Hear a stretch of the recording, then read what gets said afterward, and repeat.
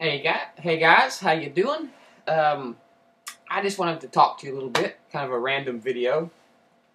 Really about a specific thing in particular, about a comment that I made, and a lot of people's been asking me about this comment, and I just want to clarify what I meant by it, okay? And the comment was, the i7 iMac is a toy compared to the Mac Pro. Now, let me explain why I said this, because as you well know, I own an i7 iMac. So my intention was not to insult myself. So it was not meant as an insult against the i7 iMac, calling it a toy compared to the Mac Pro. The guys are taking that out of context. That's not what I meant. I wouldn't have bought it if I didn't think it was a worthy computer, and I wouldn't have bought it if I didn't think it was worth the money they're asking, and I wouldn't have replaced the Mac Pro I own with it if I didn't think it was a beast of a machine. So let me explain what I meant by that. For the true professional, as powerful as the Mac Pro, as the iMac i7 is, a true professional, really a certain type of true professional. I shouldn't say a true professional because there's a lot of designers that use iMacs, but a certain type of true professional needs a Mac Pro. And they recognize this. Now, for some reason, a lot of people think speed is what makes a pro machine. Hey, the pro machine ought to be faster because it's a pro machine. And that's not necessarily true nowadays. Nowadays, students, college students, and people that work on hobbies with 3D apps and stuff, they need things done just as fast as the pros do. Or whether they need them done as fast or not, they want them done as fast. In this day of instant gratification, people don't want to wait. They want pro-level performance. So there's been a lot of people consumers buying Mac Pros because the iMac just wasn't enough. Okay? But now that they've got the i7 in the consumer computer, the consumers can go back to buying their consumer machines, and they don't have to buy a pro machine and get all these options that they ain't ever going to use. This distinguishes the consumer from the pro that much more by having an i7 iMac.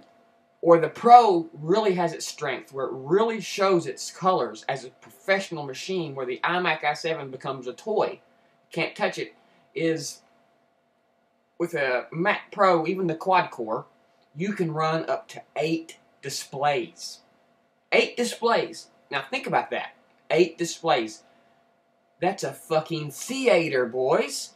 8 displays. Imagine what you could run with 8 displays. What kind of data center you could run with 8 displays. You know, that's like the Watchtower in Smallville. They got like 12 displays in there or something all around.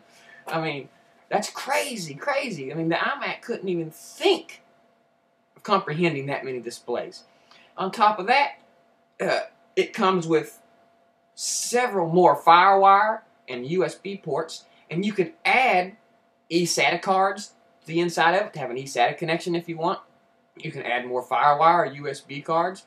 Maybe, just maybe, if USB 3 comes out, if it's not impossible, maybe you're going to be able to add that to the newer Mac Pros when they come out and stuff. You know, Black Magic, the capture cards. You know, a lot of video professionals need capture cards like the Kona card and the Black Magic card. A lot of these I/O devices that video professionals need that you could not use inside of an iMac. 4 hard drives. A lot of people that do live broadcasts and netcasts that need that speed of interchangeability of up to 4 terabytes of data. You got it in a Mac Pro. So you see, now the only people who's going to be buying Mac Pros are people who need Mac Pros, because people who are just wanting that fast speed can get the i7 iMac now. Consumers don't have to go to the pro level. They can keep the pros and the consumers separated, okay? And that's why I say, compared to the Mac Pro, the i7 is a toy, because what I should say, the i7 is a consumer level machine. No matter how fast it is or what kind of processor's in it, it's a consumer level machine. And even if the Mac Pro Quad is no faster or even slower than the iMac i7, for a lot of people, the Mac Pro Quad would be a better choice, because they already have 3 or 4 displays that they're running inside of some kind of center or their home or their business. Or they have terabytes of data that they need to access on a dime, so they need it internally.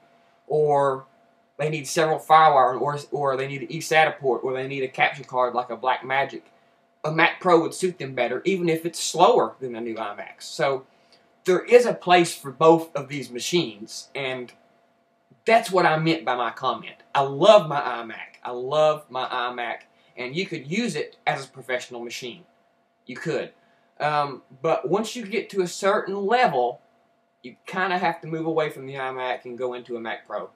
And I think Apple realizes this, and I think come next year, Apple is going to have a major Mac Pro update, because USB 3 has got to be coming out sometime or another. That's holding up, I think. I think that's holding up technology. I think a lot of people are waiting to make new chipsets and motherboards and stuff that are going to support USB 3.0, but they can't do that until it's released and standardized, blah, blah, blah. I think there's a lot of politics involved in all that kind of stuff. But just wanted to clarify my comment so people would understand what I meant by it. So thanks for watching, and we'll see you in the next video. OS 10.